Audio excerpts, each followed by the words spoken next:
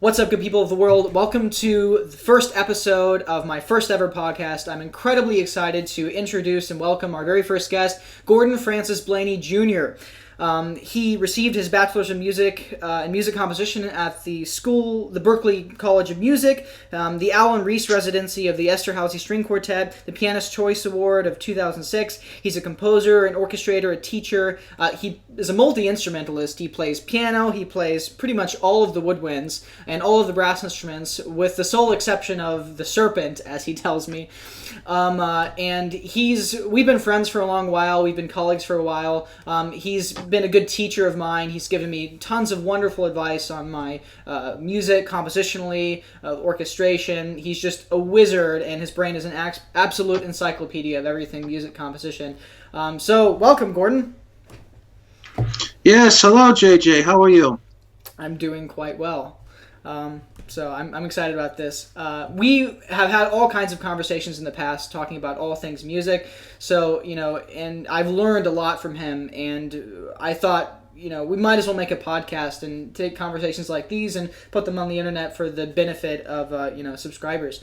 So let's go ahead and start off. I have a question for you. So you went to the Berklee College of Music. This is obviously highly esteemed school. A lot of people try to get into it. A lot of famous musicians have come from the Berklee College of Music. And there's a general, wider question, which a lot of musicians are grappling with today, and that's whether or not a college degree is useful and worth the money, worth the time to a musician, and specifically a composer. And there's certainly some differentiation that can be made between whether or not it's useful for a media composer as opposed to a concert composer. But, can you speak to the experience that you had at Berklee, and whether or not you think it was worth it for you, and what you got out of it, and, perhaps any constructive criticism you have towards your education? I feel that my education, on the whole, was a good experience. Mm-hmm. Certainly, there were many teachers that I looked up to at the college. In particular, one man, Dennis LeClaire, who was a musicologist there. Him and I, we hit it right off at the get-go. He was my history teacher, and then we developed a relationship of private teacher and student. He went on to become my academic advisor, my portfolio committee advisor. So this gentleman really became like one of the key people at Berklee for me. There's many other people, of course, that I could mention, but that in particular comes to the forefront of my mind when I think about my Berklee experience. He made it really a good experience. That isn't to say, however, that there weren't things that I could be critical of regarding, say, the curriculum. On a personal note, there are many different reasons why colleges select a certain curriculum to be taught, and there are many reasons why colleges just run the way that they run. For me, I didn't feel as though there was enough emphasis on learning common practice period theory and its application before moving on to more modern theory, such as jazz. But then again, you have to understand that Berklee is centered around, it's an innovative college, really, and it focuses on the newer styles. And so when it first came into being as Berklee College of Music, mm-hmm. There was a strong focus of jazz and popular music, even before it was known as the Berklee College of Music, because it was known as the Berklee School of Music first. Before that, it was known as the Schillinger House, where the Schillinger method of composition was taught. And through the years, the curriculum has just vastly changed. Can you give a brief explanation of the Schillinger method? The Schillinger method is certainly a topic that if I wanted to talk about it, I could take several hours to talk about it. Needless to say, it comes in 2 volumes. I was fortunate enough to have time on my hands to go to the library and study the text because I had an interest. Somebody had mentioned to me that we were once called the Schillinger House, once upon a time, and for various reasons, which I won't get into, we had to change the name of the school. And Lawrence Burke, who was the president at the time, decided that he would name it Berklee, which is actually, the school is named after his son, Lee Burke. It's just swapped around. But the Schillinger system, back to that, it's a systematic look at how to compose without any stylistic considerations. It's very mathematical in some respects. There's many graphs in the book. It's not something I recommend for the beginner. I mean, I'm really oversimplifying the text right now because of I'd like to get on to some of the other questions you might have for me. But we had to, at Berklee, we had to move away from teaching it. This is way before my time, because of various different reasons that were legal Gotcha. in nature. And so the curriculum changed and, things moved on and, fast forward, by the time I had gotten there, there were a few things that were standard. You'd have 2 semesters of common practice period writing for harmony. And you'd have 2 for counterpoint, of a common practice nature. So there was no, Renaissance and other types of counterpoint that were looked at that point. Later on, there were courses added as I went along. A course that I thought about taking that came into existence at the end of my college career was 20th century counterpoint, which was headed by a wonderful teacher who he himself had studied underneath Shostakovich. Wow. I heard some wonderful stories from him. So I could spend so much time on the amazing stories I heard from all these wonderful professors and stuff. And certainly there are a lot of criticisms, such as, how it is that I don't think that knowledge was utilized as much as it could have been. Well, let me, not to interrupt, but let me ask you this. So have you read, Alan Belkin, have you read his book on composition yet? I know it was just released, the one that was just released last month. I have not had a chance to review Alan's work as of yet. But you're familiar with his methodology. I'm very familiar with Alan. Alan and I have spoken on many occasions. So you know that his particular philosophy about music is astylistic. His idea is that there are lots of top-down, abstract similarities between all kinds of different stylistic conventions of music, and what he aims to teach in his book, as he's codified in his website and his blog posts and his counterpoint series on YouTube, are these principles of form and design and structure and salience and questions of crafts like orchestration. Is not it's stylistically. You could talk about the stylistic tendencies of Mozart's orchestration as opposed to Bach's orchestration, but the idea of writing idiomatically for an instrument and balancing instruments acoustically is something that exists outside of style. And so what I want to ask is, do you think, universities, back in the olden times, so to speak, as you say, Berklee is an innovative university. The thing that sort of, it was all 18th century music.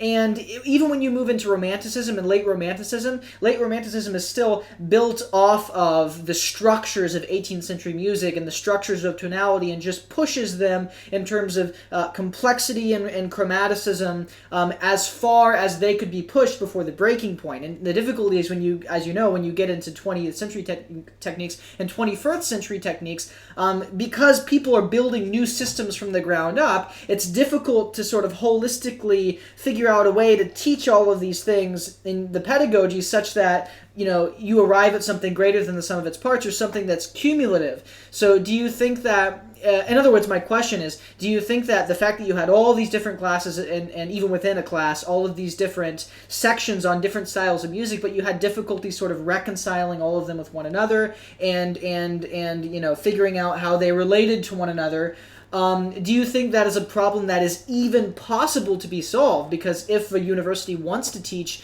a plethora of 20th century techniques, are they reconcilable with one another, or do they of necessity have to be completely individual subjects? That's an excellent question, of one of which I don't have personal experience in. However, I do have anecdotal experience which has been shared with me that I can share. Mm-hmm. The issue comes from the fact that a degree, mm-hmm. or a certificate that you get only has a certain amount of credits, mm-hmm. that you can have on it. And then, you know, so you can't put, you know, 10 pounds of stuff in a 5-pound bag. Right. It just doesn't work. So that's kind of one of the problems that faces many institutions of higher learning. Do you think, not to interrupt, but do you think a composition degree could be divided into stylistic components? You know, I have a bachelor's in music in Renaissance composition, or, you know, but then of course at that point you'd risk focusing too much, and it is important for a jazz composer to understand common practice harmony, and I would say the other way around. So it's difficult at Berklee. One thing that has to be understood is that you had film when I was there. Today it's slightly different, mm-hmm. But when I was there, you know, you had your film composers, you had contemporary writing and production, mm-hmm. You had jazz composition, mm-hmm. and then you had the regular composition department. Mm-hmm. It didn't have any modifier before it or after it. It was just the composition department. And the composition department focused on serious concert music. Mm-hmm. Typically, somebody would double in major. Mm-hmm. I didn't double in major, but I knew many of my friends who doubled in film, mm-hmm. and composition. Mm-hmm. Nowadays, they're teaching, I guess, all sorts of things in regards to various forms of media besides film and TV, mm-hmm. such as games. So, was there a follow-up to that line of thought? Do you think, okay, so when at Furman, so I'm finished my third year at Furman, I'm a rising senior, my experience at Furman has been very integrated. And I'm sure this is something that was very consciously crafted by the composition department. But the composition department at Furman, all of the professors, obviously they all have their own, you know, different philosophies about music. But there is a sense that, at least I get, a subconscious sense that they have agreed on their core set of values, and the method with which they delineate the principles of music is similar across classes, even if the classes are taught by different professors. I'll give a specific example. Several professors teach the theory components at Furman. And so there's an oral theory component, there's a written theory component, and there is a keyboard theory component. Every music major is required to take keyboard, the essential keyboard class, even if they aren't a piano performance major. And even though these classes are often taught by three different professors, the the Stephen Late's curriculum that we use is integrated, and the material that we learn is carried across all three of those classes. And then once we learn those concepts, it's clear that in later level courses, which are not taught by the same professors that teach theory, for example, Dr. Mark Kilstoff, he is the head of the composition department, and he teaches both tonal and modal counterpoint. And when I got into modal counterpoint, he would say things like, well, you learned in theory the voice exchange, and things like this, such that it was clear that this modal counterpoint was designed as a course, and also theory was designed as a course, sophomore and freshman theory, such that the two would complement each other. And it's a small music department. I mean, Furman is not a music conservatory, it's a liberal arts college with a very good music department that treats itself like a conservatory. But I do get this sense that everyone at the music department, they're trying to integrate it all, and there's some sense of accumulation, and that you could relate what you learned in this class to the next class, no matter which of those classes there were, and no matter the aesthetic differences or pedagogical differences of the professor. Is that completely different from your experience at Berklee? I would have to say, on the whole, in short, yes. The long answer of that is, to expand upon the compartmentalization of how the programs worked, was you went to, let's say, your common practice period harmony course, which back then it was, what was it called back then? So traditional harmony, that's what they called it, which didn't make any sense whatsoever, because, traditional is not common practice. So they changed the name eventually after I left. Because I've had people that I've mentored from the school, and consults and students and stuff. Well, that's also sort of assuming that the Western tradition, when you say the word tradition, it means Occidental music. So aside from that particular point, is the point that I'm getting at is just that the harmony was separate from the counterpoint. Not only was the harmony separate from the counterpoint, but it was separate from... We had 2 semesters of this so-called traditional harmony. And then we had 4 semesters of just harmony. And this type of harmony was popular in nature. It would go into jazz, blues, rock, pop, funk, and it would go into the harmony and structures of how everything was put together, if that makes any sense whatsoever. To me, it didn't. You go ahead. I was just going to say, it didn't make any sense to me, because it just seemed to be an unbalanced approach. Well, to me, it doesn't seem that... I mean, funk, even as a genre, is far more recent than 18th century music or even Romanticism.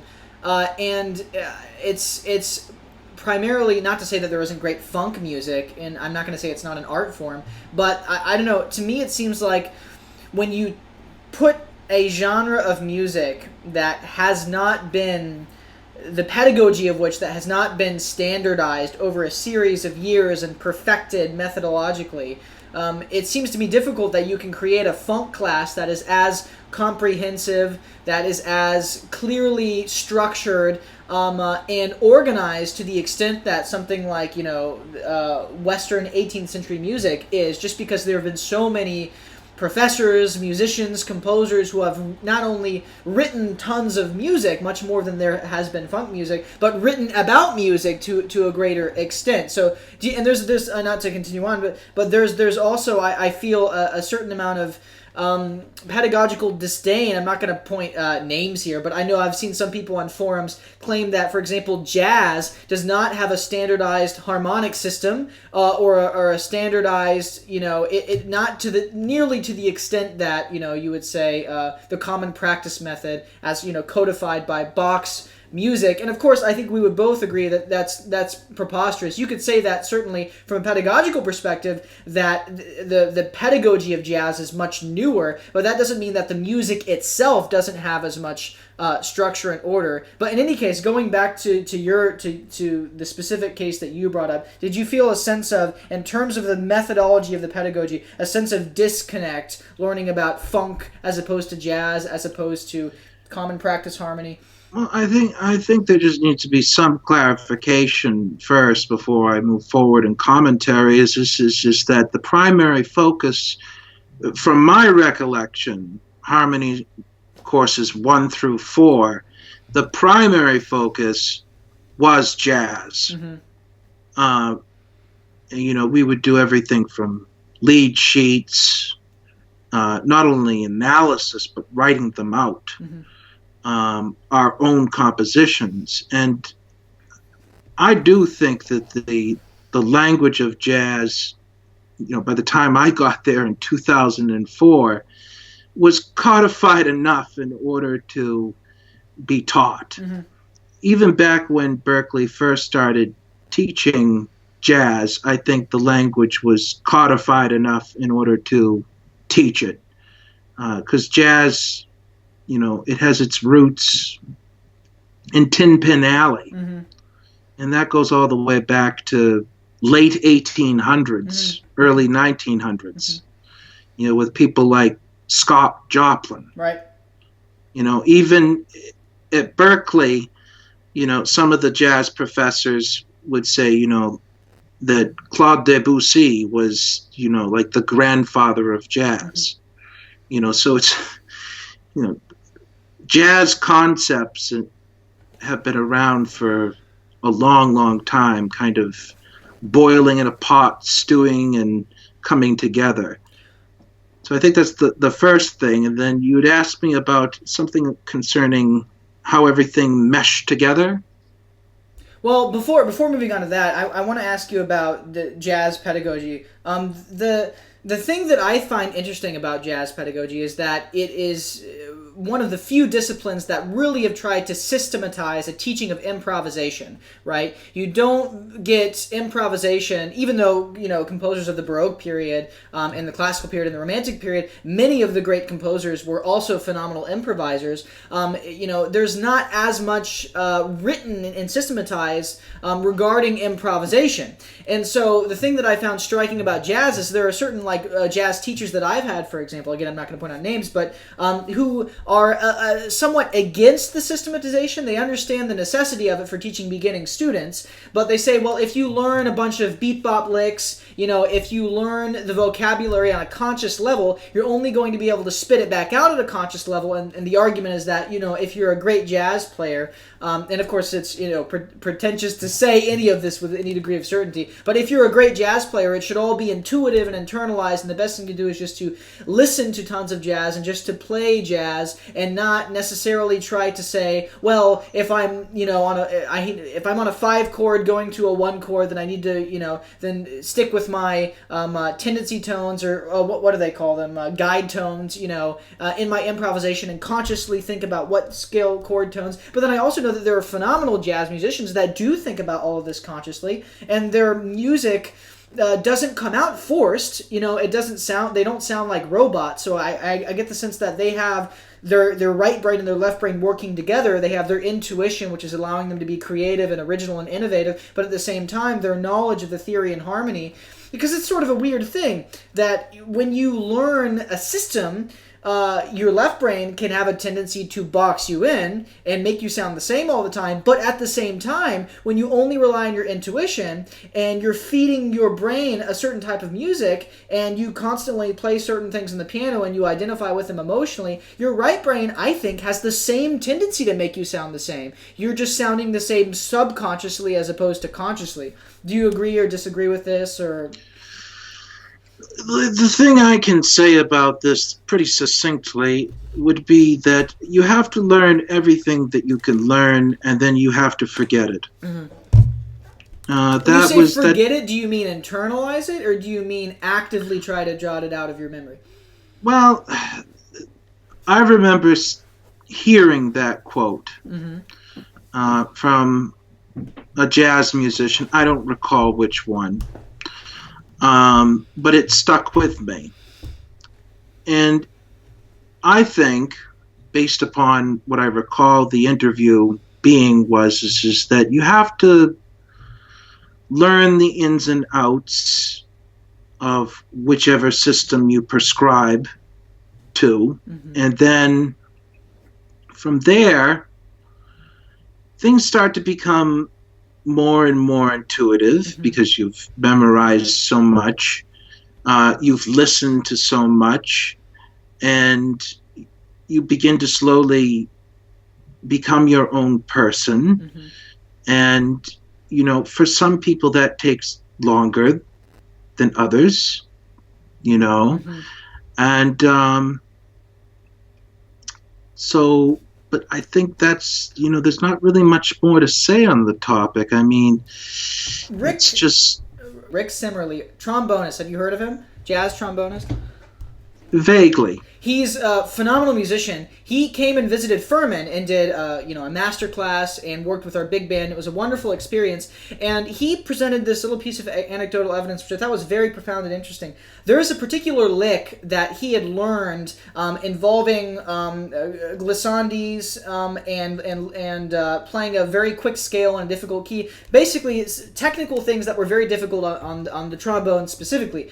And he learned this lick, and he learned it in all 12 keys, right? And so he said it took an immense amount of discipline to develop the point to where he could play it at 200 BPM, right? So over a number of tunes when the changes made it appropriate in any context in terms of key center. And then he said once he learned that lick, then the temptation was not to put it over every 2-5-1, And so, to a certain extent, I think you can say that anytime you learn something intuitively, there's a certain amount that your ear can't do. Like fingering on the piano, if your ear comes up with some new, fresh lick, let's say that you're not even consciously sure about, it's difficult for you to be able to integrate that in the context of a solo if you've never practiced it over the changes, right? Your fingers are going to fumble to a certain extent. And I suppose that's another part of mastering the art of improvisation, is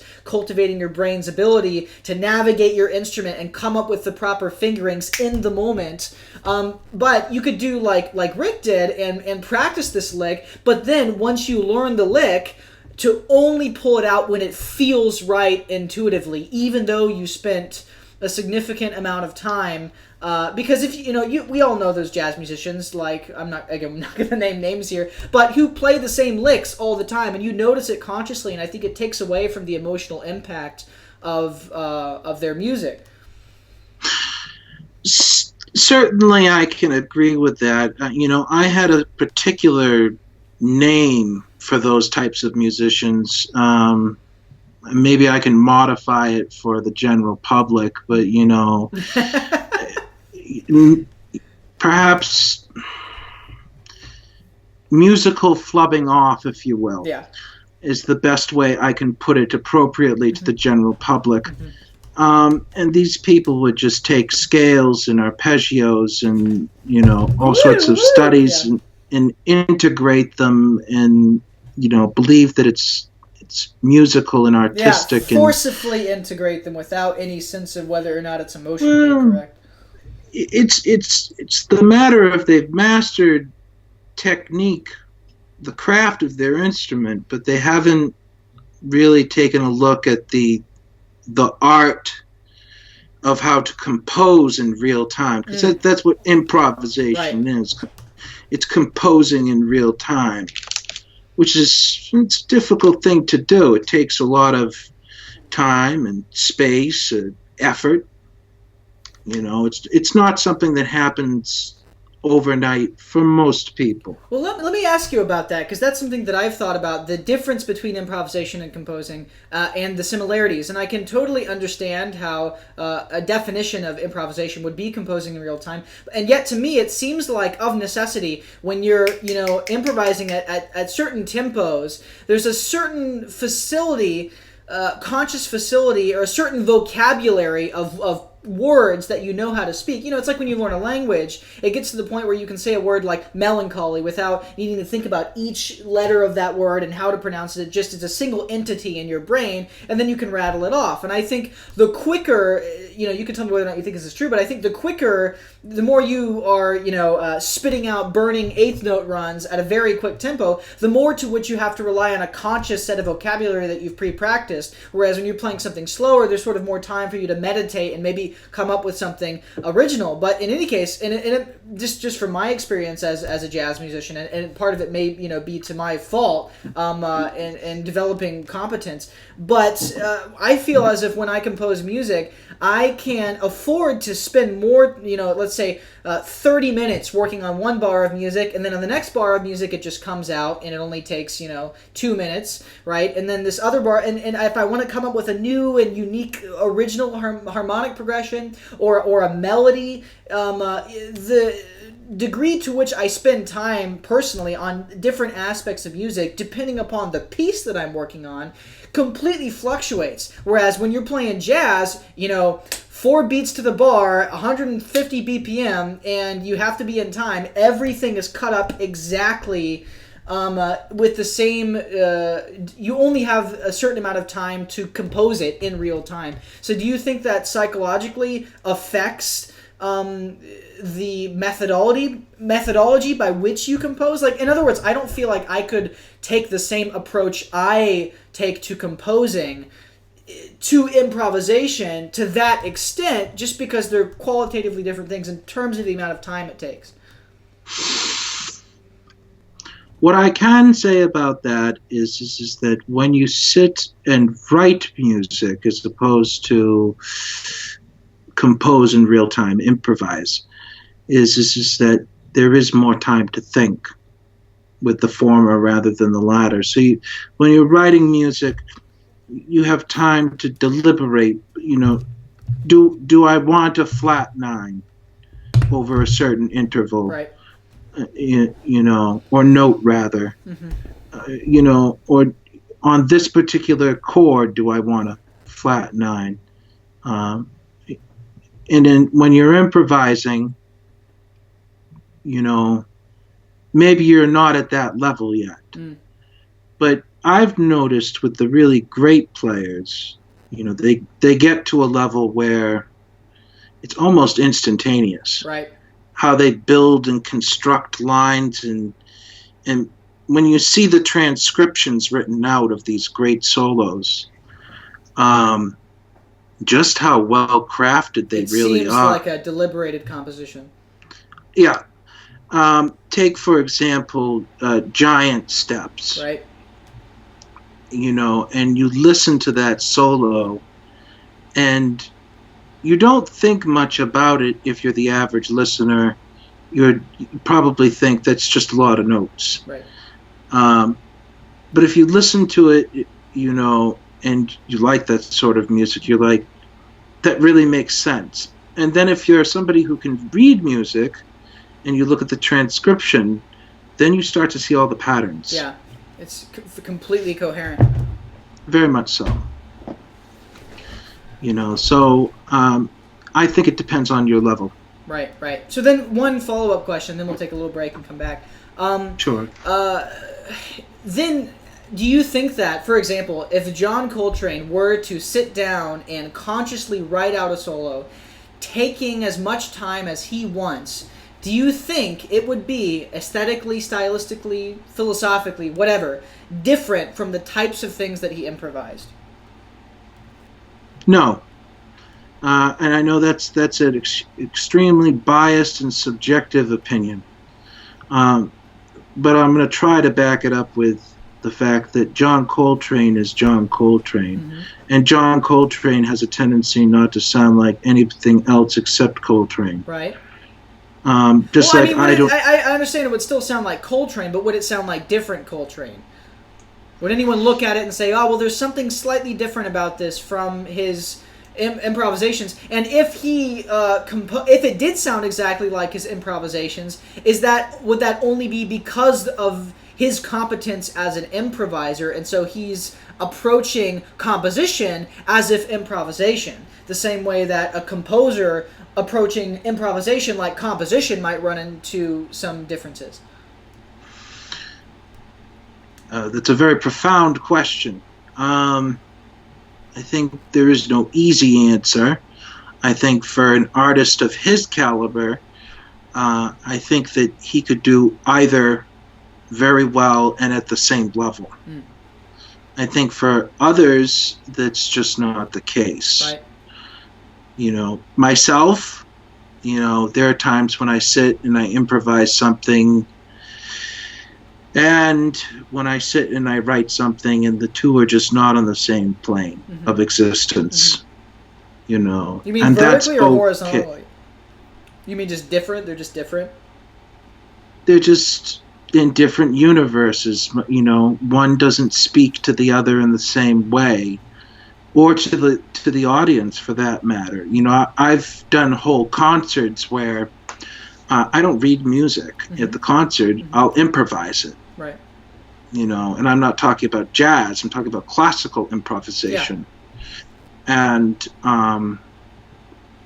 you know, you sit there, and it's a lot different than, say, reading a classical piece. Right. So you can go ahead if you're going to say something else.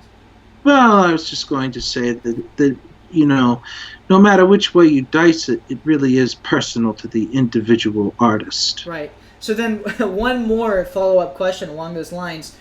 Sure. There's a certain degree to which the motor skills involved in playing an instrument influence your brain before your brain influences them. You know, your fingers might go to certain places on the piano, and certainly I think the great improvisers aren't limited by their fingers. You know, and that, I think that's why when you hear a jazz musician, let's say, flub something, play a quote-unquote wrong note, which may or may not be interpreted as a wrong note, I think that speaks to their degree of sincerity as a musician. In other words, if their fingers flub up and play a wrong note, they're probably not playing something that was conceived for their fingers. Otherwise, they wouldn't have flubbed it up. And so the idea is to compose something with a degree of motivic pathos and originality that exists outside of the particular demands of the instrument, and then learn to be as competent enough on your instrument that, you know, so that you as a saxophonist can learn from Oscar Peterson blues licks on the piano. Even though they were for the piano, you can still learn from them and from any other instrument and be able to produce them on your instrument with a degree of competence. But the question would be then, do you think that when you write something, let's say, for example, Samuel Barber, you know, wrote his piano concerto, right? Sure. Was it his piano concerto or his piano sonata that was originally intended to be premiered by Vladimir Horowitz? I think it was the piano concerto. Possibly. I think it was the concerto, which won the Pulitzer Prize. But in any case, very, very difficult piece. No, actually, it was the sonata. It was the sonata because it had the fugue, you know, the very difficult fugue. Tremendously, one of the most difficult pieces ever written, tied maybe with Ravel's Gaspard. But when he wrote it, he certainly could not play what he had written. And he wouldn't have ever, I don't think anybody would have ever been able to improvise something. And of course, that's a process piece to a certain extent, so it's a bit different. But my question is, do you think that since improvisation forces you to instantly play the ideas that you come up with, do you think that that limits your ideas at all? And that someone composing something that they don't necessarily have to play, they can write something still idiomatic, but then in other words, do you think that there is maybe a possible advantage to having the composer and the performer be different people in any case? You know, I remember an anecdotal story to this effect, which actually kind of takes what I said earlier and kind of puts it in testing. There was a clarinetist, and he was working with a composer, and I don't recall either of the names at this particular moment. It was early on in the 20th century. Clarinetist was a jazz clarinetist, and so the composer was writing along the music, and he had been listening to various things by the artist. And he wrote a very high note on the clarinet, you know, and the clarinetist turned around and said, you know, what are you doing writing this? And I think it was a concerto for clarinet, incidentally. And he said, well, I happened to hear it in one of the recordings. And, you know, at the end of the day, you know, the discussion that brewed, the end result was is that the improvisational process was different enough to a point that he hit that high note out of some type of, it wasn't an accident, but it was in the moment. Right. Building up to that particular note. Well, sort of like, I guess, how you could sing, if you made some screaming noise, you could sing some whistle tone arbitrarily that would be extremely high on the piano, but then if you then tried to replicate that consciously, it would be extraordinarily difficult. As a clarinetist, too, I can clarify, you know, I mean, when I improvise, you know, can I play a double high C if I really would like to? Sure. You know, might it fit somewhere in a composition as well? Sure. You know, I suppose that's really up to, again, it goes kind of back to my argument regarding the performer. The development of the artist and how they view life and their experiences, and all that really plays a huge role in all the questions you're asking. Well, and that's one thing that I've noticed personally. I'm working on a wind trio right now for horn, oboe, and saxophone, alto saxophone, and I've noticed that extended techniques. So there's a certain set of, you know, scales, arpeggiatic configurations, navigating the break of the B flat clarinet, for example, which are all considered to be standard things that all clarinetists who have been decently educated learn and can be expected to do. And then beyond that, when you get into things like slap tonguing and multiphonics, or even for a singer being able to roll your R, that are just, it becomes much more personal up at that level. And I think maybe it might be better for the composer to write music where, when possible, specifically for the performer, when it comes to those more personalized extended techniques. I mean, that's one thing that I've tried to do with my wind trio. I had the performers send me video of its extended techniques that they could play, primarily multiphonics, and then I would then take those multiphonics and use them in a composition, knowing that is something that those specific musicians that this piece is premiering for can perform and are comfortable with, because they sent me a video of them performing it. And I know that to a certain extent, when we talk about the altissimo register, for example, of the saxophone, sure, there can be different fingerings, viable fingerings between two excellent saxophonists as to produce those notes. And because of the mouth shape and embouchure and technique of one saxophonist, it might make more sense for them to use one fingering as opposed to another saxophonist. And so there's a lack of, and it's a necessary lack of standardization when you get up to these high-level extended techniques. Well, concerning woodwind instruments, just to speak briefly on it, since you know, I started playing woodwinds earlier on in life, along with playing trumpet. Is that another reason we use alternate fingerings? Well, we use them for two reasons. The first reason is technical.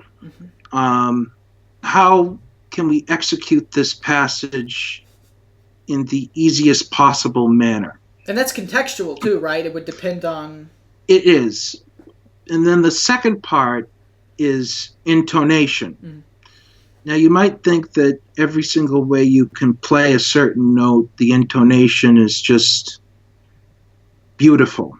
And it's just not so. There are certain ways to finger. For example, on the B-flat clarinet, the A, now we're talking about transposed here, the A above middle C, there's a few different things you can do. And if you just play it straight, the basic fingering as you learn in elementary school, you're not necessarily going to get sometimes the best results. Right. There's just different fingerings for different flavors of the moment, different to get things more in tune sometimes, to produce a certain effect easier, things of that nature. Right. And then, So well, yeah. No, I was just gonna say, is that one last question, and then we'll take a Sure. break. I promise. But do you think that that's something a composer should ever strive to learn to the extent that a performer knows, or do you think that should be left up to the performer? Maybe the composer should be aware conceptually of such difficulties, but shouldn't worry themselves about learning fingering charts. Do you think? Well, I think there's a certain. This is slightly unrelated, but when writing for timpani, for example, instructing them what mallet choice to use, or writing the tuning in, or writing fingering for a harp part, even if you're not a harpist. To what degree should the composer's hands respectfully leave to the performer what it is their job, and what they will always do better than the composer, unless the composer is the same caliber of performer that they are, in which case they might as well be performing the music themselves? You have a couple points in there. First, sometimes it's not practical for the composer to perform his or her own works due to a variety of reasons. Second point is that is it or is it not important to learn the instruments that you're writing for in a hands-on approach? Mm-hmm. Different teachers have had different opinions about this throughout history. I think each person is a tad bit different. For me, I tell people, yeah, I play a lot of instruments. Do you have to? No. But you do have to learn, for example, I'll give you a good one. Tremolos on woodwind instruments. If you don't know what you're doing... Some of them are extraordinarily more difficult and impossible compared to others. Right.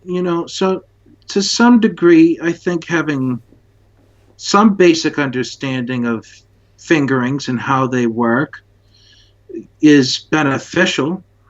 Do you think that just having a chart is... In and of itself, do you think a composer needs to learn that, or just always have a chart to consult and not bother themselves with memorizing the information? Well, that is an excellent point. I mean, for me, it's difficult to say because, as you've made everyone aware, I play most of these instruments. Mm-hmm. But I think for somebody who doesn't, start off with a chart in front of you. Mm-hmm. Refer to it when you think a passage may be difficult, when you're trying to use something like a trill or a tremolo, or an extended technique, and or other such things. Mm-hmm. Fast passages that go seemingly all over the place. Mm-hmm. Too often in scores these days, I see things that they're just not practical. Right. They do something that, sure, the instrumentalist can do, maybe with practice, but can it be heard in the texture? Right. Is it worth it? Is it worth it, really? And the answer most often is no. There's just better solutions, I think, personally, artistically, but that's me personally. Right. And that's usually where I get into a discussion with a student to discuss how much they're really married to the particular idea that they have, and how maybe if they are, we can make that idea come out more and be better suited for the particular instrument in question. Absolutely. Great. All right, well, let's take a little break, and we'll come right back. So my next question has to do with circling back a little bit to theory pedagogy, but I had a specific experience at Furman that I want your opinion on. So I took the freshman and sophomore theory classes as is required for all music majors.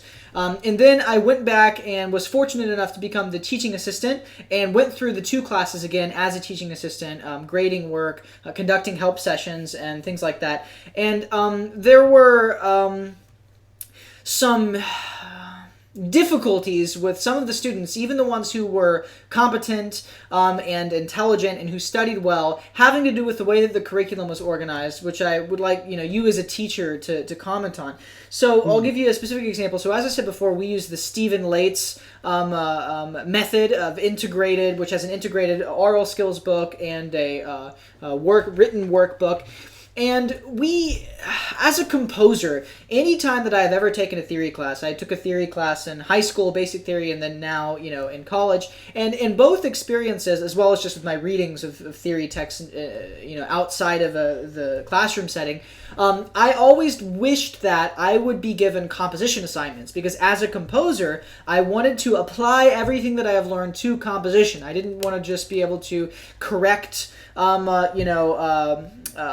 4-part writing that someone else had written, or to analyze music effectively, although those are certainly all very useful things for the composer. I wanted to always know how to apply what I'd learned to music. And I found that a lot of the theory professors at Furman were de-incentivized to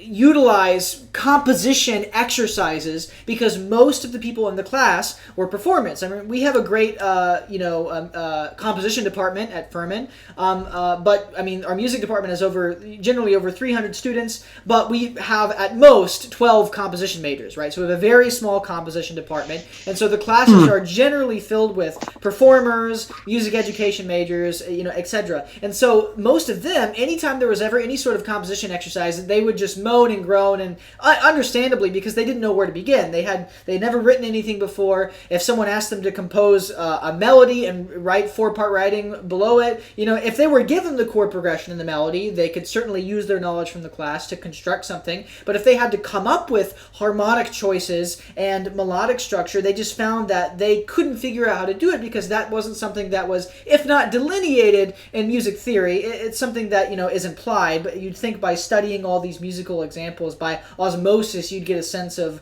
melodic structure and things such as that. But the point that I want to make is that I always felt like our theory classes were geared towards performers, and that the music theory was largely descriptive, not prescriptive.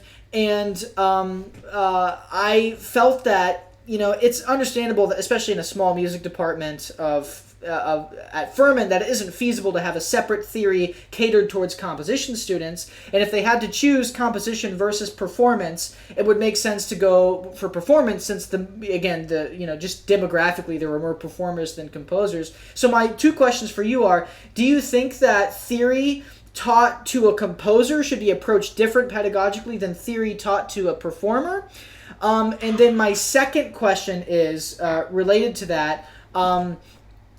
Do you think that this difference is something that happens at the professorial level, or do you think it is something that has to be, that curriculum, the actual curriculum itself, has to be rewritten to accommodate the composer? These are wonderful questions. Thank you. I'll address it in this manner. The performer, in my humble opinion, in order to be a better performer, should have an understanding of the inside workings of music. Mm-hmm. This allows them to be more expressive in their approach to the art, and more intellectually sound in their understanding of the craft that the composer put into it, and then also about how they should approach it from a technical standpoint on their instrument. So should there be 2 different types? Not really. I suppose one could have it in such a way that the theory is integrated into the private lessons that students take.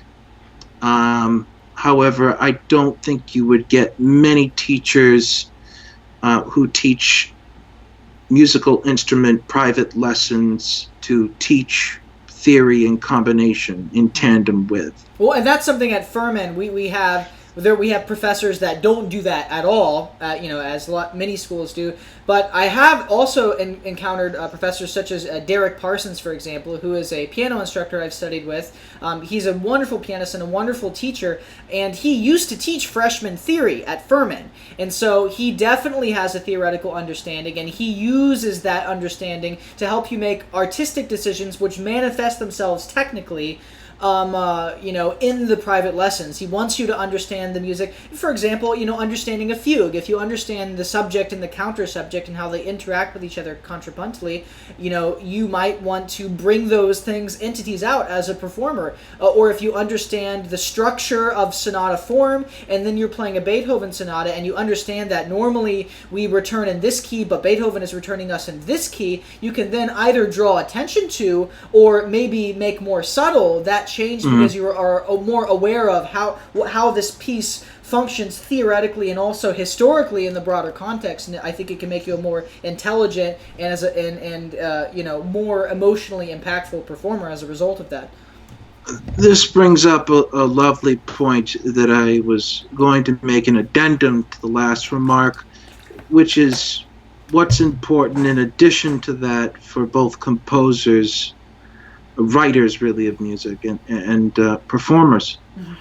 And that is that it's a really good idea to learn to read the music, listen to the music, to read about the history of the music and the time it was written in, and then really it's important just to immerse yourself just in general with every piece that you come across. It's not a sit down, sight read this piece and be done with it. It's just not how it works. You have to be able to see it and hear it and understand where it was coming from, and maybe even understand how others approach it. So the performance practice, right? How the practice was and how it is today. For example,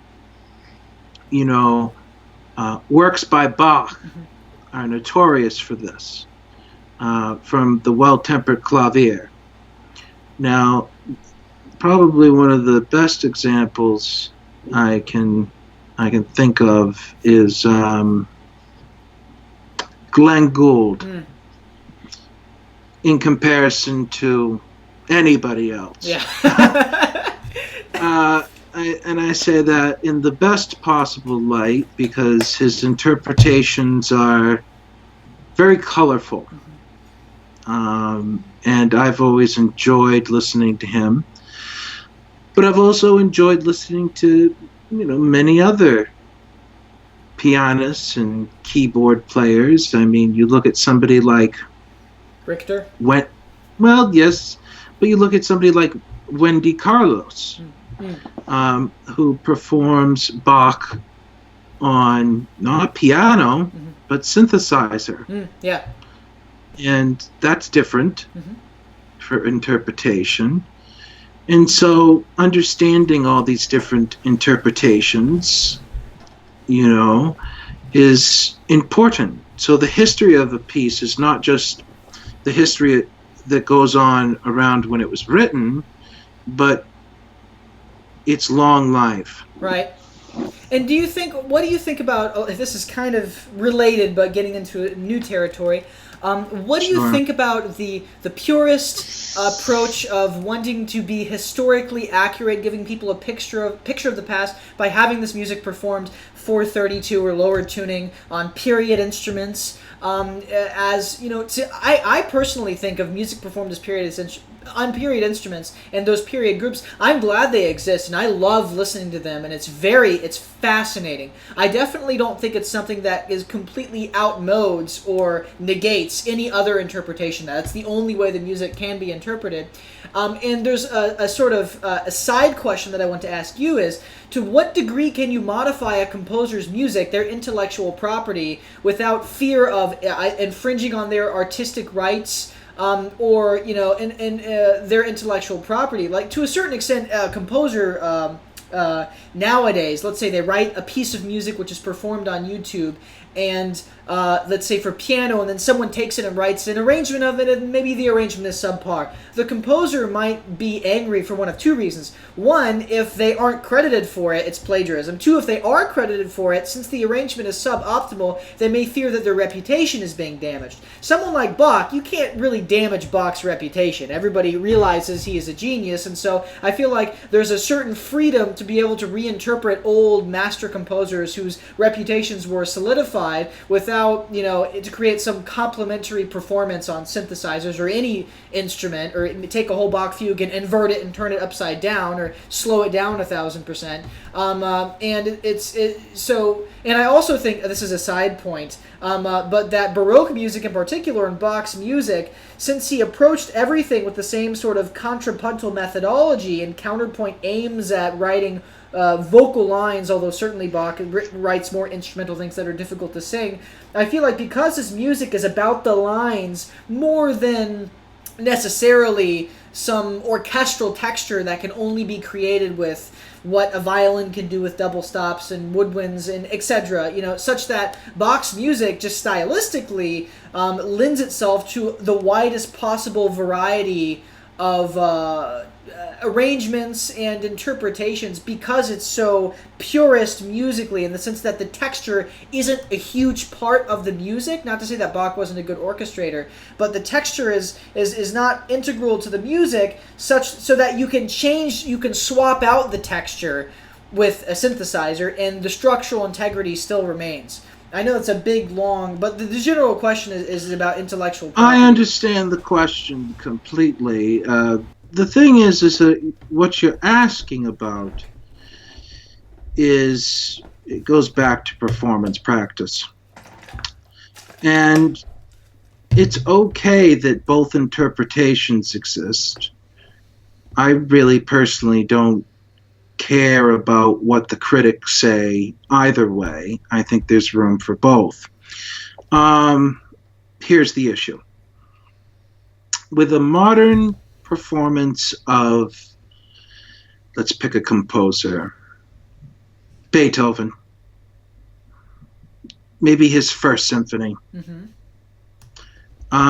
The instruments that were available to him are not the instruments we have available to us. Mm-hmm. They have been reworked. There have been updates to those instruments. I mean, in his time, when he wrote his first symphony, those are for natural horns. They're not for horns with valves. Same thing with the trumpets. Mm-hmm. They're for natural trumpets, not trumpets with valves. And then you have the whole situation with, the clarinet itself had really just come into prominent use during the classical period. Mozart had really started to write for it, but it's certainly by no means the clarinet that we know today. Right. Same thing with the flute. Most of the time when you hear a great flautist playing Bach, it's hogwash from a historical standpoint. Sounds beautiful. Right. But it's supposed to be played on recorder, because it's not indicated in the score flauto transverso, which would be sideways flute. or the flute that we know today, which didn't come into being until later on. And so, long story short, with many of these instruments, I could go on and on. It's just that instruments have developed over time. The construction of them has changed for the better. They're more in tune. With the exception of the violin, right, which has remained fairly unchanged for the past 300 years. That would be an accurate assessment if I'm, 300 minus 2018 for 17. Saying the Stradivarius violin is the, I mean, as we've had... Yes, yeah, I had to think about the dates for a second. But, you have to understand the viols, which came before that, right. They're still around, Well, for novelty, I mean, do people, are they period instruments, or do composers write for them in other ways? Think for a moment about the violin, right? Tuned in fifths. Now think about the viola, tuned in fifths. Now the cello, fifths.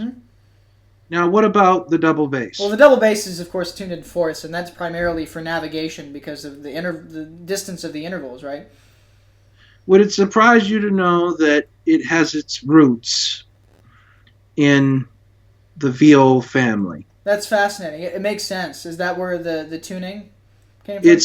It has a very fascinating history, one of which I think Thomas Goss goes into. But different instruments like that are just fascinating because of the way they developed. So is a historical performance good to be doing on historical period instruments?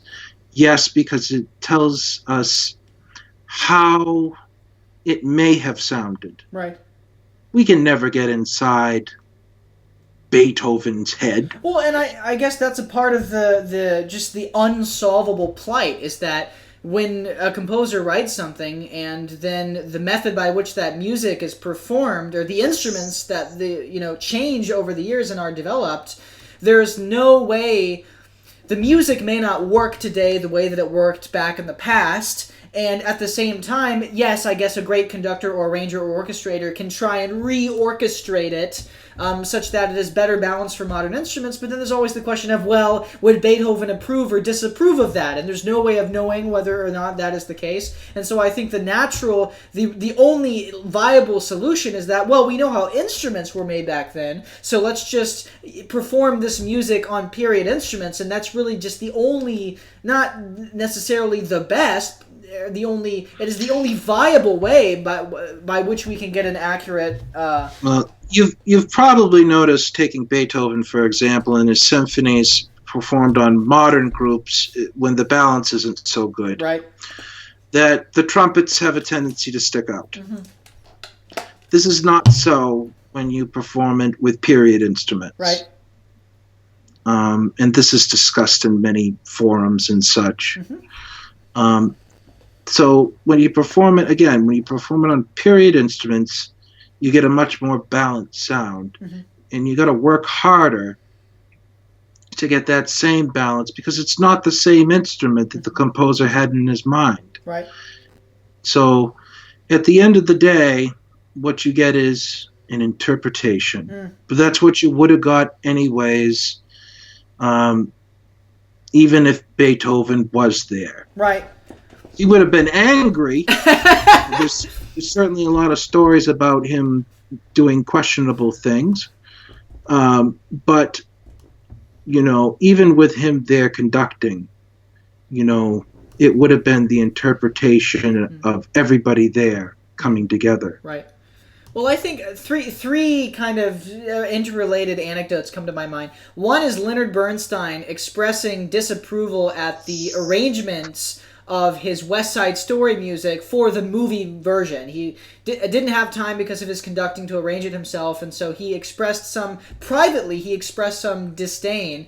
We know from Jamie Bernstein in the book that she wrote about her experience growing up with her father, but it's not something that he ever brought up publicly because he didn't want to cast aspersions on the arranger. It's just something that was the case. And then another thing that this makes me think of is Bach's music. There was an expert on Bach's music who memorized all of his keyboard works and was a Bach historian who came to talk at Furman University. And one of the things that he pointed out was the degree to which Bach rearranged his own music for the various functions. And Bach could effectively take anything he had written for any instrument and modify. And I think that's the thing. When you write a fugue for piano, certainly you have to make it possible to fit in the fingers, but the fugue and counterpoint as a process of composition is something that remains something that exists in a sort of meta way outside of the considerations for the instrument that you're writing for, such that the Bach fugues have become some of the most popular pieces to orchestrate. Because you have all of these individual melodic lines which are so lyrical that they can be essentially performed on any instrument. And so there's certainly, I think, that consideration that, if you don't want to, rewrite Bach's music, he rewrote his own music in terms of choosing what instruments to play it for. And then the other side, third anecdote, is with Ravel. I'm sure you know Ravel's Le Tombeau de Couperin, excuse me for mispronouncing, but he wrote it as a piano suite and then he later orchestrated it, and the degree to which the orchestration changes is fascinating because it still has the same musical effect and many things are changed, but certainly those figurations which are particularly pianistic and may not work well on certain in the orchestral context, he feels a complete freedom to not only adjust them on the surface level, but think about the musical intent and rework them, regrow the tree orchestrally so that they're almost completely different pieces. But this is, of course, something that he can afford to do, being the composer. He knew what he had in mind when he wrote the original piano piece. And so is this something that arrangers should feel free to do with music that they arrange, or do you think that type of holistic regrowing can only happen if the composer themselves is the one that rearranged it? This brings up a funny thing. This brings up Mahler, and he attempted to. Which ones was it that he attempted to reorchestrate? Well, I know that he took movements of his song cycle and recycled the material in his first symphony, the da da da da da da. But that might be different from what you're talking about. It was of an earlier time period, and a specific composer. I want to say that he attempted to redo some of the work by. I can't recall right now, but he tried to reorchestrate some work by some earlier composer. But even an example that I do know off the top of my head is Mozart and his work on the Hallelujah Chorus by Handel. So there's all these examples of people reorchestrating. I mean, we get to the modern era and, we get all bashful and intellectual property and originality and they didn't care. Handel would steal music and make it better. Well, and that's one of the things that I love about the jazz world is there's a complete freedom and encouragement to do so, to rearrange, rewrite, reorchestrate. It's such an organic sea of musical matter that where everything is free access for everybody. And the fascinating thing that I think is that the personal voice of these great jazz improvisers are so thoroughly integrated on a subconscious level that their intellectual property and their personal identity is not at risk of being lost. You know what I mean? What you think would be the case. It doesn't matter how many times you steal from John Coltrane, or you rip off his tunes, or rearrange his music, or how much non-John Coltrane exists in the world. Whenever John Coltrane steps up to play a solo, it's John Coltrane, and you know that everybody else is not John Coltrane. Well, we have an entire thing in jazz because I've straddled both sides of the fence, jazz and classical, and it's called a contrafact, and that's when you take a tune, you eliminate the melody, and then you have just the chord progressions, and then you write a new melody to go with it. And I've done that, and sort of like a Passacaglia or something. Something along those nature. That in itself is a discussion because that term and the term chaconne has been used somewhat interchangeably. Right. So that could be a debate in itself, of which I'm not prepared for. Neither am I.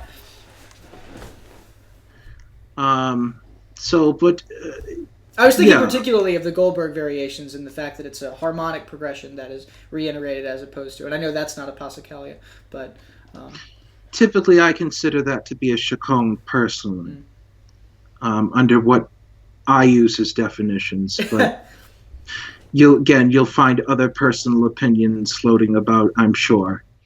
So my next question is, do you think piano skills are mandatory for the composer? I'm sorry to giggle and laugh, but this question gets me a little riled. Just let it loose. And this is because of the nature of the beast. The beast being the industry as it is, and that industry being primarily media composition. Yes. Although I'm not a part of that directly, and I'm more involved in concert music.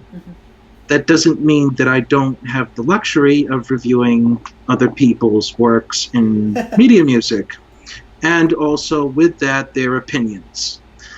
An opinion I get often is that, and actually I've heard through the grapevine, and I can say this, is that some colleges are actually thinking about having the computer be a primary instrument, which is very provocative, to say the least. Well, I'll leave my comments for when you're done. Yeah, my personal opinion is that I can't think of many composers of merit who did not possess some skill on a keyboard instrument. I use the word keyboard instrument because the piano has not always been an instrument that was available. It's actually, historically speaking, a more recent development compared to many instruments that came before it. Of course, you have the modern piano, you have the pianoforte, you have the clavichord, you have a whole bunch of instruments. And then the granddaddy of basically any keyboard instrument that I can think of, really from slightly before the pre-common practice period to up to today is the organ. And, so I'm not sure where I was actually going with that sentence. Can you remind me of the question? Yeah, the question was, do you think the keyboard as an instrument is something that should be required for the composer to learn? And I guess we could, we certainly differentiate whether or not it's necessary for the media composer as opposed to the, as opposed to the concert music composer. And then also, if the answer is yes, which I suspect it is, to what degree,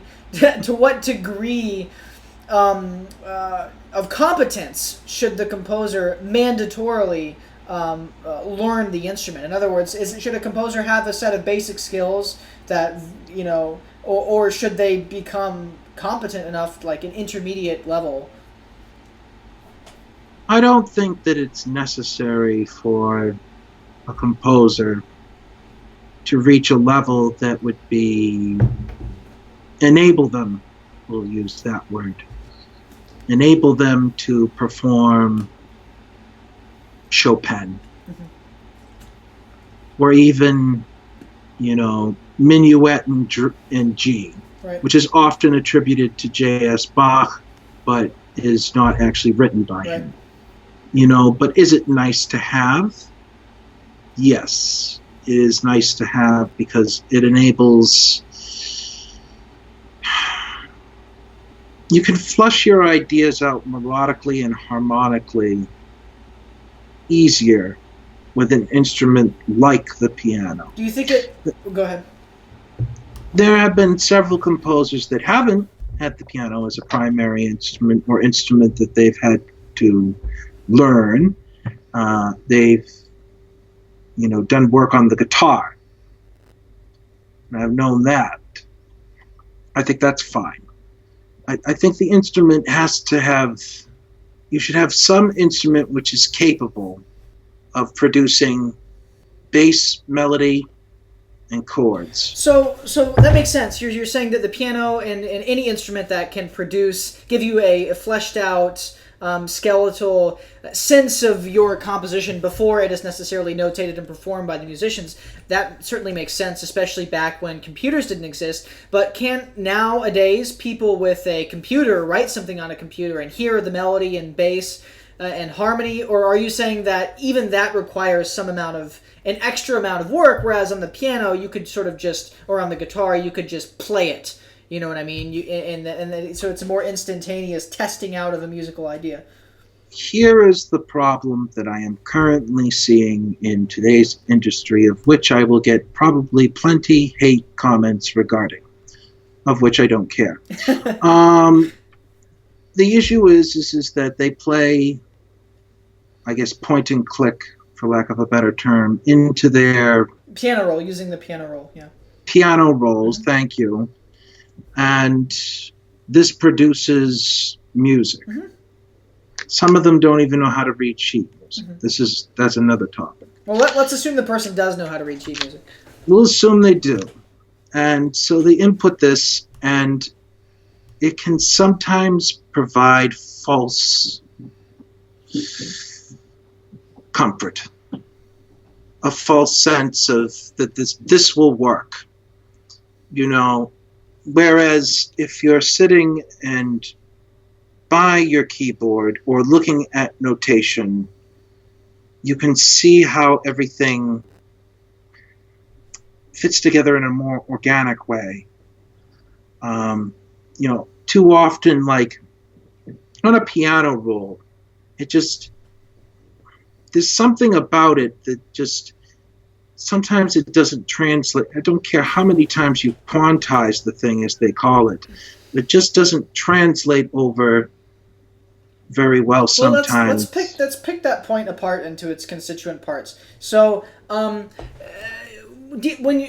of the issue with working with the piano roll and in a DAW setting, it has to do with samples, right? And so your sample is giving you a falsely dressed up sense of the musical ideas before you'd figured out what the notes themselves are. So we'll take that out of the question. Correct. We'll say that someone is sketching into a piano roll in Logic or their DAW of choice, and they're not reconstructing themselves with all these fancy samples. They're just using a piano sound, let's say, okay? So then we could say that, well, when you're playing it on the piano, there's a certain amount of freedom of expressivity that you have, which is different from sort of, plugging things into the piano roll, and also being in touch with your music. There's something tactile, just like singing a line that you've written is a way for your body to get more intuitively in touch with the music, which certainly makes sense, but then couldn't the same argument be applied analogously to sheet music? Should people not write straight into sheet music and then hear it play back because it's just as mechanical as not playing it on your instrument first? That is an excellent question, and here is my succinct response. Most people who put it onto the sheet music, who are competent enough to do so, have a skill called audiation, in which they can actually hear the instruments in their mind. And typically at that, point in the game of being a professional, You also know the ranges of the instruments very, very well.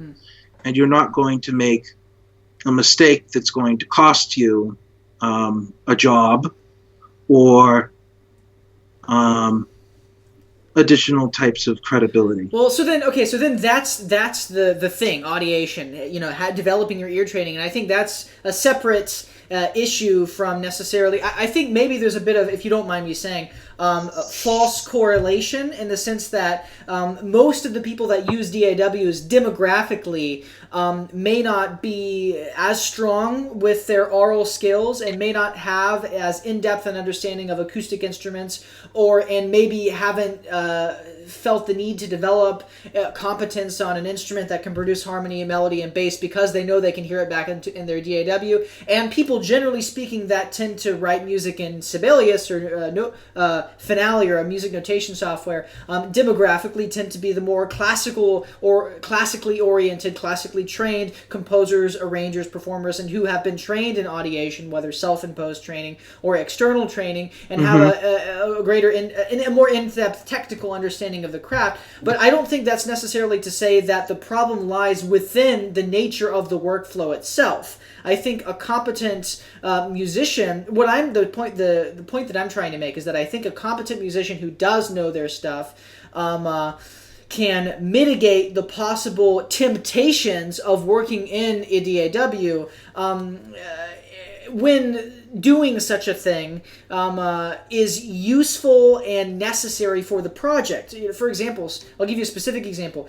Several times I've worked on a short film where the deadline was too strict for me to write everything in Sibelius like I wanted to write things in Sibelius. The temptation would be to play chords on multi-performance patches, which are basically just like a bunch of orchestral instruments mapped together, and you just sort of play chords on the piano and write music, and you and I both know that's not a very good way of composing music. And so what I can do is I can write on the piano roll and I can perform individual lines in, and I still approach it as if I'm approaching what I'm writing on Sibelius contrapuntally, right, and in terms of the part writing and in terms of making all the instruments individual and making the same coloristic decisions and not cheating. If I have a flute that's too low and it's being supported by a brass section, rather than turning the flute volume up, I try and mitigate the way in which I've orchestrated it such that the end result is more accurate to a real orchestra. These are certainly kind of self-imposed restrictions because people in the media industry, you know, they know that they can provide something that their client will be happy with, and their client has no idea that a flute wouldn't be this loud in real life. And so, you know what I mean? I think I often don't do this, as you know. Especially during this type of situation, but I'm going to backtrack. Because when somebody makes an excellent point, brings it to my attention, I'm not inflexible. People in media music, you are absolutely correct, work under different conditions than people in my position, which are in concert music. There is a bit of a gap with how I think we feel about each other. Not you and I personally, but concert and media composers and the different philosophies we have. I think you're correct that sometimes things happen that necessitate the type of workflow that you are suggesting. I suppose the issue that I have is that some people are not of a level that sometimes, I've heard this from people in your industry, the media industry, is this that they'll get someone that comes to them and say, now I would like this, since you've done it all mocked up, you know, at a later date, I'm actually going to want this recorded by a live group. And they weren't expecting that. Right. And then all of a sudden, their instrumentation, their orchestration, their preparation all fails. Because it wasn't originally done thinking about things in those terms, but allowing the sound library and the dials within the DAW to work for them, Mm-hmm. if that makes any sense to you Absolutely. and your viewers. Yes, and I think there are 2 points to be made here in addition to that. One is that sort of back in the quote unquote olden days, say of the studio system of the film world, there were cases where composers were forced to delegate things, but that was after they had already learned to do the thing themselves. John Williams, for example, started off as an orchestrator and orchestrated other people's music and originally orchestrated his cues, but it got to the point where the deadlines were so intense that he had to confer or rather delegate the job of orchestration to someone like Herbert Spencer. And this doesn't mean that he couldn't have orchestrated it himself. And in fact, Sure. the fact that he knew how to orchestrate it himself gave him a very symbiotic relationship with Herbert. They knew how to communicate with one another. They were working on the same level. And John Williams could give detail and intuitive hints in his sketches such that it was very clear what he wanted to the extent that someone who never studied orchestration to that extent would not be able to do, even though they would be able to create a sketch so called. And I think nowadays, because the deadlines are so intense, which have forced everybody to delegate, now the composer is more of a sketch writer, writes melody and harmony, and then, into the DAW, and then delegates it to an orchestrator, and the orchestrator delegates it to a copyist. They're all different jobs done by different people, and I think that has sort of led over the years a sort of, again, de-incentivization for composers to learn these skills because they think, well, I don't need to have these skills because plenty of composers are successful in the industry and they don't have to enact these skills, and they don't see the sort of cross-disciplinary effect that all of these skills have on one another, that even if you don't necessarily need to use the skill itself, it still is indirectly improving the degree to which you can communicate with your collaborators and the degree to which the sketch in and of itself contains material which lends itself to being orchestrated well. That makes, I think, entire sense, your point.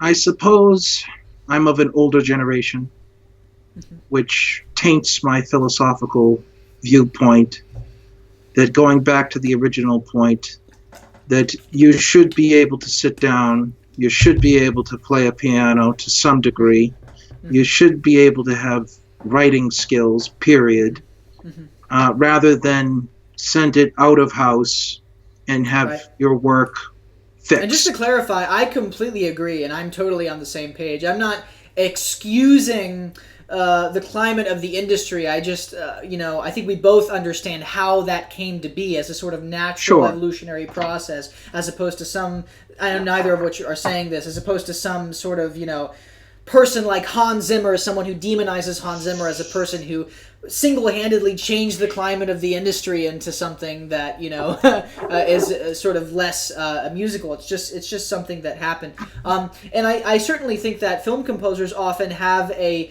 greater degree of textural versatility because they use synthesizers and various combinations of instruments which cannot be produced within the standard collection of orchestral instruments, and maybe there's something to be said for which their ear for textural combinations, and that's a particular reason why I enjoy listening to the music of Hans Zimmer. It's not for counterpoint, it's not for part writing, it's not even for orchestration, and although sometimes he writes good melodies, it's not always for melody. It's for his conception of texture and the textural combinations which he crafts and how they're mixed, creating a sound world, so to speak, a three-dimensional sound world, is something that isn't offered, generally speaking, to the same extent often in the concert music world. But there was the second point that I was going to make, in that I think anytime you learn to write music with any particular workflow, there are always pros and cons, and there are dangers that can come from that workflow. So just, there are certainly pros working with the DAW and cons working with the DAW, pros working with sheet music, cons working with sheet music. And talking about the piano,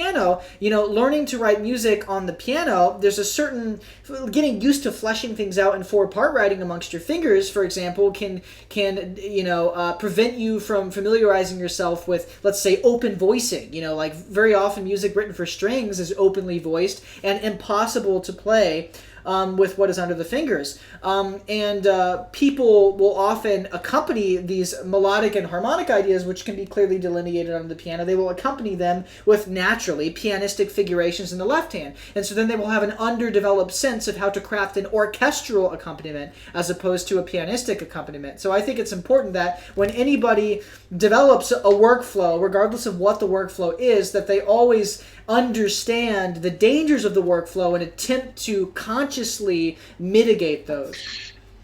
You definitely touched upon a point that I had forgotten to mention, was that, of course, when you're using the keyboard as a basis, you must, absolutely must, take into account the instruments that you actually eventually intend on writing for. I mean, you can't write for flute as though it's piano, right, much less any of the other instruments. Right. A flute must be written for as a flute, right, and a piano must be written for as a piano, but the piano is a device. This is why, and you can tell me whether or not you agree with me, this is why I think that every composer should, if not learn a wind instrument, at least learn how to sing and sing in a group. And if none of those are possible, at least get a melodica and play the melodica. Because the piano, one of the biggest, I mean, it has all the keys laid out. It can play all the ranges of the instruments. You can play many notes at once. It's a wondrous thing. But the notes, you cannot control a note after you have played the note. And that is something that is so integral and so subtle and so complex to so many instruments, all the brass instruments, all the wind instruments, all the stringed instruments. The idea of vibrato is alien, tactily alien to a pianist, and the idea of being able to phrase something after you've played it is alien also to the pianist. And so I think, would you not agree that that composers should strive to learn some instrument that has that thing? Because I think that's the biggest thing that someone that focuses solely on the piano can miss out on. I think Paul Hindemith would say this, is that you probably should write a piece for every instrument. Right. And then either learn the instrument yourself or find somebody to work with. You know, me personally, I'm kind of the same caliber. Learn the instrument or learn how it works by working with people who are professionals. To go in and write a piece, I don't care what you use, what your medium is. If you started off in a DAW, if you do whatever it is that you do, you have to have a basic understanding of instrumentation and orchestration in order to have proper execution. Right. Otherwise, there's nothing wrong with the Hans Zimmers of the world. There's nothing wrong with that. If you want to have a soundtrack that is more akin not to having, you know, live players, but more sample libraries and mixing them in very intriguing ways, sure.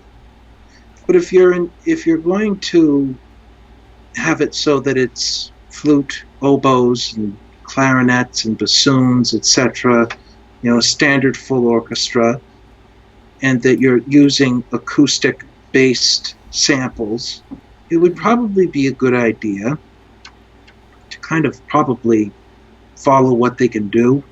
Right. Well, and I think there are two additional advantages to the composer when they think about this type of thing. One that I can think of, I think the particular reason why John Williams' music is so often performed in the concert world is, I don't think it's primarily because of his great tunes and because his music is good, although that certainly is the case. There are lots of other composers whose music, I would argue, is just as good as John Williams, whose works are not performed to the extent that Williams' music is. And I think it's the fact that Williams, first of all, crafts his own concert arrangements of the music. Second of all, he's a very classical composer, and so that which he writes is always for the orchestra, and he always records it with a real orchestra in one room. And so all he has to literally do is take what he's written for the film, maybe write a different 8 bars for the ending to give it a splashy ending for a concert music, and it goes perfectly as a concert piece because it was originally intended for that sort of aesthetic landscape. And whereas when you're writing music for a film and you only use sample libraries to the extent that what you have written isn't playable with real instruments or doesn't balance well, it's almost impossible to rearrange it, especially if its brilliance lies in the textural combination of itself. It's almost impossible to take that and transform it into something performable by live musicians that is anywhere close to as effective as the way that score was in the context of the film. And one more example is Koji Kondo. Koji Kondo writes brilliant tunes and very simple accompaniments, and they marry very well with the harmony. And because of the fact that his musical, the reason people love his music is because of the tunes and because of the harmony, means that his music is some of the most performed music around the world. People arrange his tunes for marimba, for any combination of instruments, synthesizers, whatnot, and it's because of the fact that its personality and its emotional impact for nostalgia or whatever is so embedded in this structure of tune and accompaniment that those are very versatile musical devices. You can take a tune and accompaniment and rework it, or a tune and a chord progression rather, and rework it for pretty much any combination of instruments. Whereas since this film music is often so texturally oriented, it makes it difficult to take it outside of the context of the film. And I think that can be to the detriment of the composer's music being properly exposed to the world if it is something of artistic value and quality. I think to bring this particular question / discussion on this topic to a conclusion, I'll say this. I think there are many things that we as concert composers can learn from folks such as yourself, media composers, because primarily what you do is you do a ton of media work. Mm-hmm. Not to say that you don't do any concert work. Mm-hmm. You do a lot of media work. Mm-hmm. And there are just individuals such as yourself with a unique and wonderful perspective on the different combinations that are just almost innumerable, incalculable. I mean, I'm just trying to think of all the different combinations right now that are just possible with electronics and everything. It's just staggering. And, we do those things in concert music. Mm-hmm. We have pre-recorded and we have, for example, Yale and Harvard both have laptop groups. They have laptop ensemble groups, but which in itself is fascinating.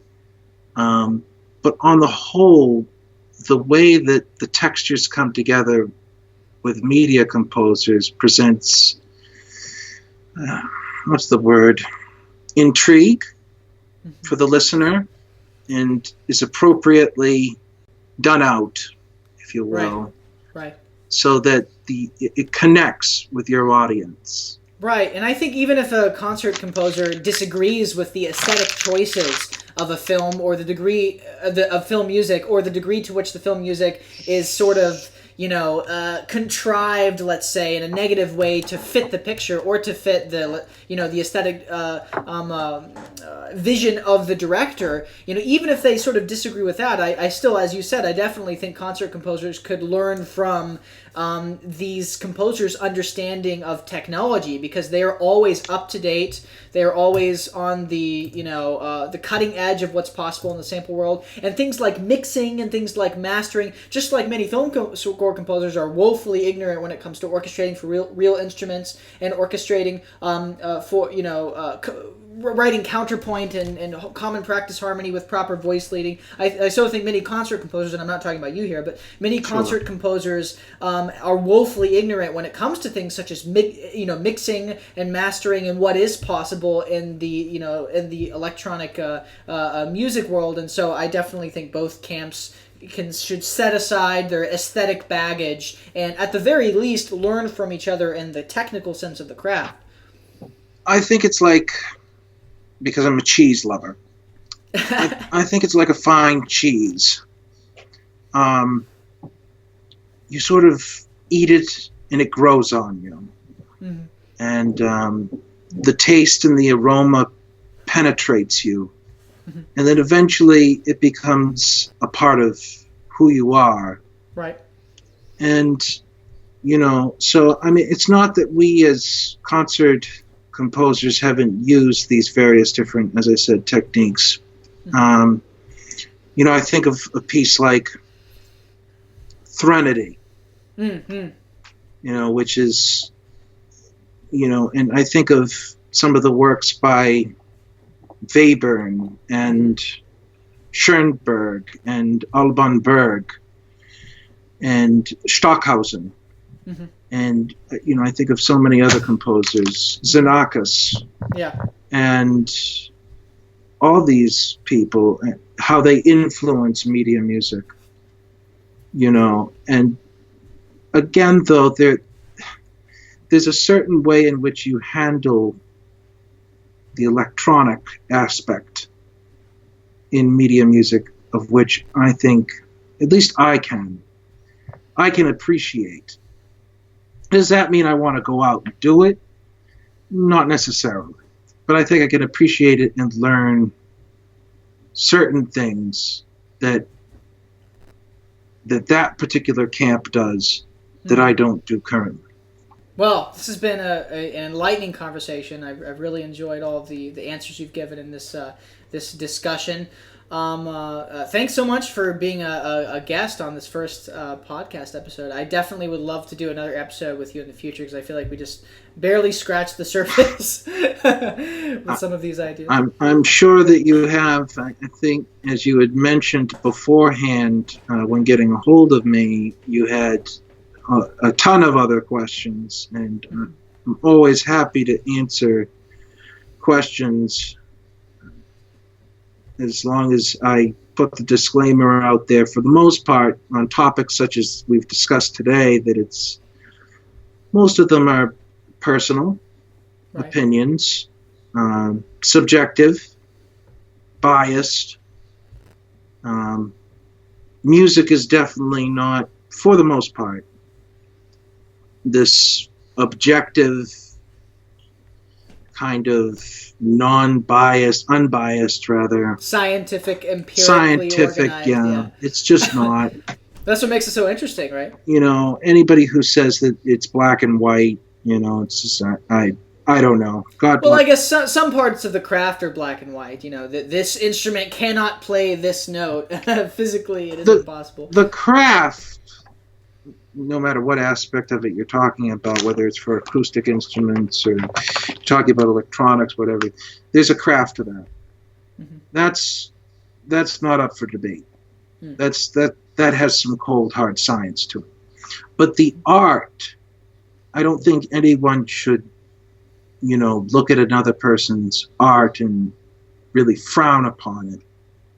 I think we should be looking to appreciate even the things that we hate, supposedly. Right. Well, look at it on its own terms. At the very least, if you're going to criticize something subjectively, figure out whether or not your criticism of it is understanding of that composer's aesthetic goal. Because if you understand that this composer has this aesthetic goal, you may be able to, as you have, and we've had private composition lessons in the past, and when you've commented on my music, you've always sought to understand what I'm trying to accomplish in my music, and then give me helpful, constructive criticism as to whether I am or am not reaching that particular goal. And so I think there can still be, to a certain extent, yes, it is subjective, and the composer should decide to take or reject advice. But I think even subjective advice can be given, but it can be more valid if the person giving the advice attempts to enter the sphere of the person they are talking to, as opposed to trying to bring the composer into their sphere. And as you know, and as you've just pointed out to your viewers, that's certainly how I approach teaching. And, teaching in itself, perhaps another time we can get more into I certainly talked a lot about how others approach teaching when I was growing up. Different points about teaching, but I didn't really get into anything about, how exactly I go about my own teaching and how I incorporate the many different styles that I do and, my personal beliefs, which could be a good conversation for another time. Absolutely, yeah, and I'd love to see where our own teaching styles differ and conjoin, and absolutely.